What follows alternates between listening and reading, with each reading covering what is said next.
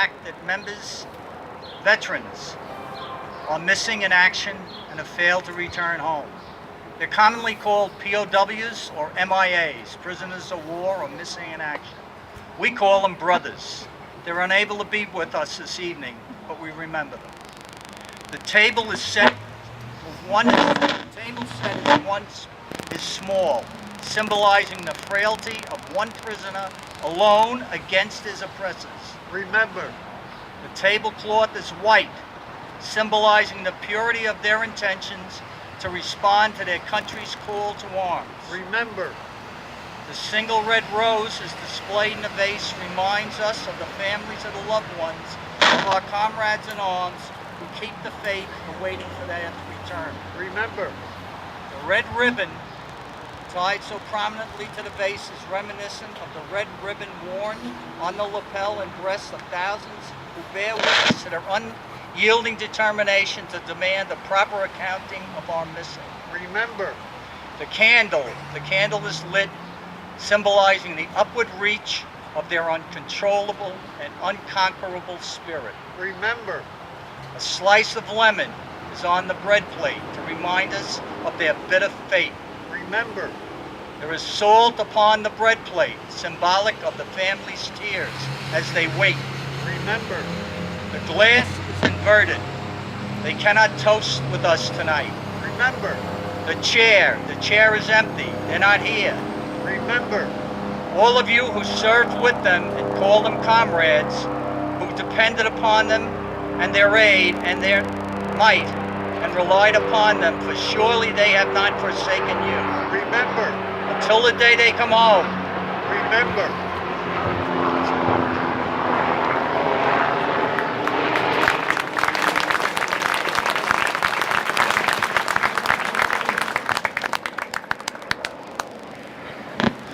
Thank you very much. Lasser Brothers. I'd like to bring up next one of our committee members, again a Vietnam veteran, Dennis Starr, to introduce our keynote speaker.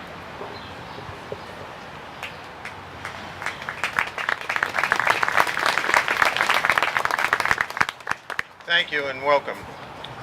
But before I introduce our keynote speaker, I would like to take this opportunity to thank Peter Parente and the United Veterans Memorial and Patriotic Association of Rochelle for spearheading the effort to produce, donate, and install this Vietnam War memorial. When originally approached with the concept almost a year ago, Peter embraced the idea and organized the fundraising effort. Let's give a big round of applause to Peter and his.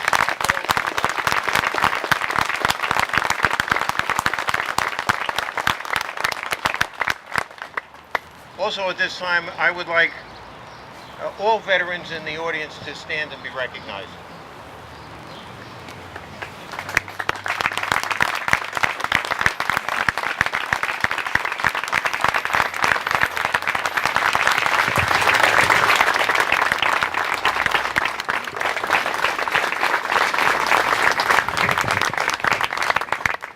Thank you. Thank you. I have known Major General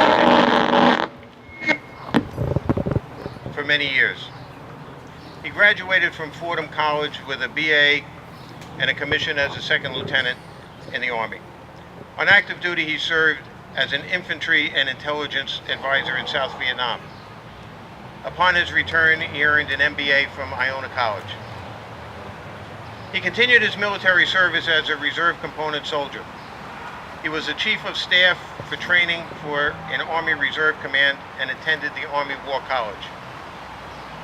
After promotion to Brigadier General, he was assigned as the Deputy Commanding General for the Army Reserve in New England. In 2001, he was promoted to Major General and assumed command of the 77th Regional Readiness Command, which included 10,500 soldiers and civilians in New York and New Jersey. After the attacks of 9/11, he was the first senior military officer on the ground in Lower Manhattan and placed 1,000 soldiers on duty to support rescue and recovery operations. His command also trained and deployed over 7,000 soldiers to the Mideast to support the war on terror.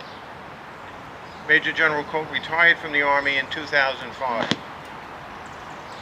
His many decorations include the Distinguished Service Medal, 2 Legions of Merit, Bronze Star, Combat Infantryman Badge, Army Superior Unit Citation, and citations from the New York City Fire and Port Authority Police Departments. Please welcome Major General Richard Colt.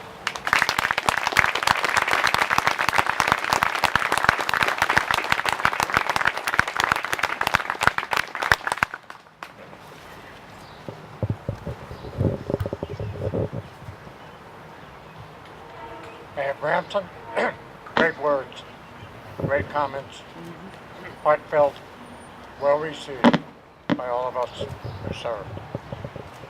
To the veterans here, not only welcome home, but thank you for your service, and God bless you. And tell your loved ones thanks for their service also, as they served with us through better times than what many of us had. Pete, Dennis, your committee members, thank you for doing it. That is an absolutely marvelous monument. That hits the heart right off. Fitting that we do this celebration, this memorial, this remembrance at the end of Memorial Day weekend, which is the day in the year when we honor our beloved honored dead. So who does this memorial represent? First, of course, the men of New Rochelle, who made the ultimate sacrifice. On a larger scale, it represents the 2.7 million who served during that conflict. 2.7 million veterans of the Vietnam conflict. 10% of the population of the United States during that time. We were not termed the greatest generation. That honor belongs to our fathers. But most of us, many of us, were the sons and daughters of that great generation, of that greatest generation. We grew up listening to their stories of honor, of courage, of sacrifice, of love between brothers, of giving all. And when our time came, we answered that call. We answered that call. So for me, the men and women who served, we're not the greatest generation. I truly believe we are the best of our generation. That all of you who are veterans,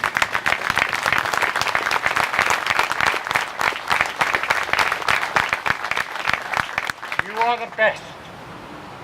And I would serve alongside you again any day. But I can't go through windows or doors like I used to.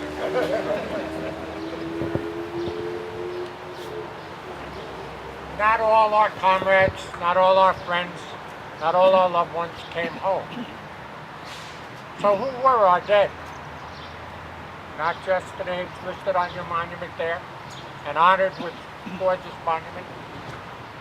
Our deads, the youngest was 15 and a New Yorker who obviously lied about his age. Our oldest was 62, and how he stayed in that area, I have no idea. We had more than 58,000 dead. 8 of those, and very seldom remembered or recognized, 8 of those were Army nurses, young women in the prime of their life, who went there to take care of us, of our wounded, to comfort them, give them a touch of home. 53,000 of the 58, of the more than 58, were soldiers and Marines. The remainder, Air Force and Navy, and 1 Coast Guardsman. During the years 66 to 70, 5 years, more than 52,000 dead. 1968, for those of you who were there, the worst year on record. We had 304,000 Whiskey India Alpha wounded in action. Roughly 1 in 10 military person who went to Vietnam became a casualty, wounded or dead. And a statistic very seldom said. 70% of those who died were volunteers, not draftees. Volunteers. Okay. Were not forced to go, chose to serve. We just had the MIA ceremony. As of April of this year, there are still 1,611 MIAs. So thank you for that tribute to them. All our states and every territory had casualties. 23 states had more than 1,000 each. California first, New York second, Texas and Ohio, the 4 highest casualty rates during that war. So what did we do in Vietnam? What did we do? We never lost a major engagement, and all of you veterans sit there who served then, stand tall with that and know that. Not one single engagement of any importance did we lose. Did you lose? Never. 240 medals of honor, 154 of those posthumously. That talks about love of brothers, to give your life for a brother.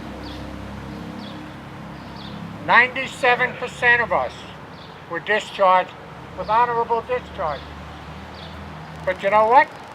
And you'll remember this, and I'm sure I'll see some heads nod. We lost the war, right? We didn't lose the war. South Vietnamese lost the darn war. Okay? You did not lose the war at all. But we were considered losers, right? You know, we were vilified, we were ignored. But what were we after the war? Well, less Vietnam vet unemployment than the national average. Income, on average, higher than the national average. No difference in drug use for the rest of the population. Less likely to go to jail, half of 1% of us. And thank God for organizations like the American Legion and the VFW and the Vietnam Vets of America who stepped up to help remove the stigma that had been imposed on all of you unfairly. Unfairly.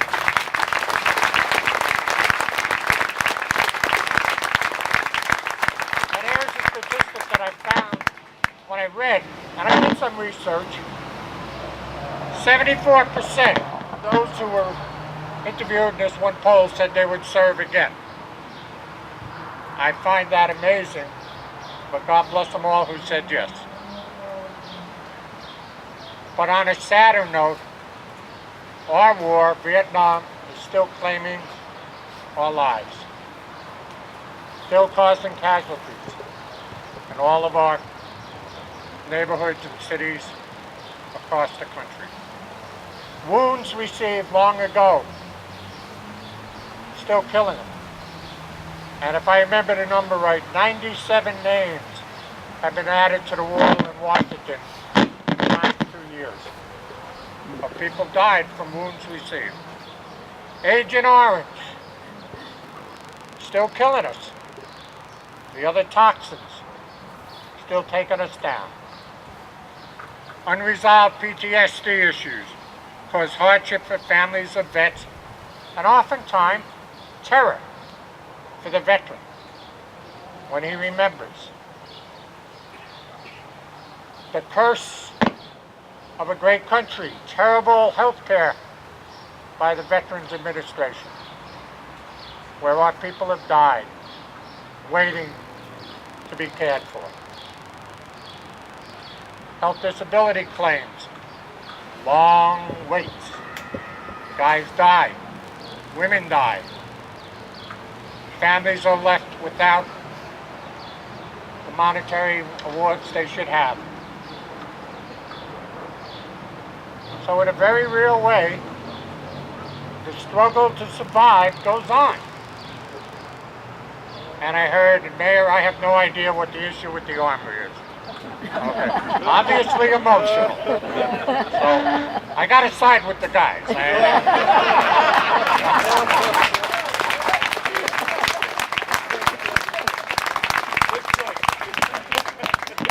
Otherwise, I might not make it home.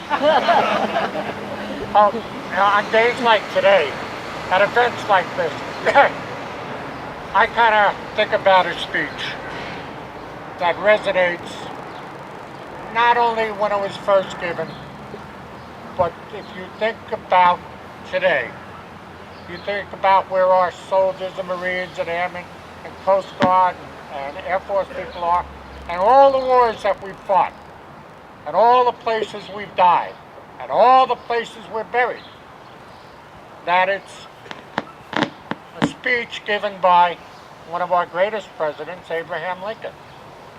And he gave it at a place called Gettysburg, which was the turning point of the Civil War. And he gave it on November 19th, 1863. And while that's a long time ago in the midst of our great Civil War, place the words of this in any context you want, given our service and where we fought. And I just need to get it in so it doesn't blow away.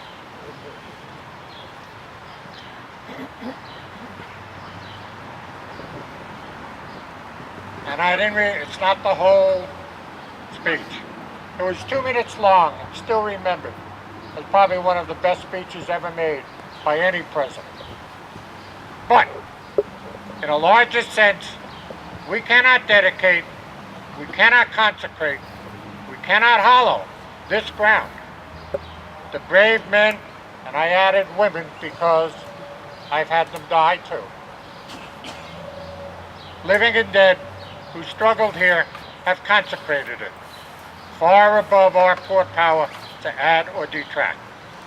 The world will little note, nor long remember what we say here, but it can never forget what they did here. It is for us, the living rather, to be dedicated here to the unfinished work which they who fought here have thus far so nobly advanced. It is rather for us to be here dedicated to the great task remaining before us, that from these honored dead we take increased devotion to that cause for which they gave the last full measure of devotion. That we here highly resolve that these dead shall not have died in vain, that this nation, under God, shall have a new birth of freedom, and that government of the people, by the people, for the people, shall not perish from the earth. Those challenges remain with us today. So I ask that you remember and honor our dead, as you are doing, and this has been a marvelous ceremony. But as importantly, remember the living, particularly those who need our help to heal the pain and the wounds, mental and physical, they still suffer. You know, the phrase up there, all gave some gave all, pretty much came out of Vietnam, but it's appropriate to any war, any place, any warrior. Some gave all, but all gave some. And all of you will remember that. So in closing, Mayor, thank you for accepting this. Pete, Dennis, the committee, thank you for the hard work. This, I know, I lost 6 on 9/11, and we raised a memorial to them. And I know it's not easy. So God bless you for that service. Oh, thank you for being here tonight. Thank you for remembering, thank you for caring, and thank you for supporting. So God bless our servicemen and women around the world. God bless you veterans. God bless the United States of America.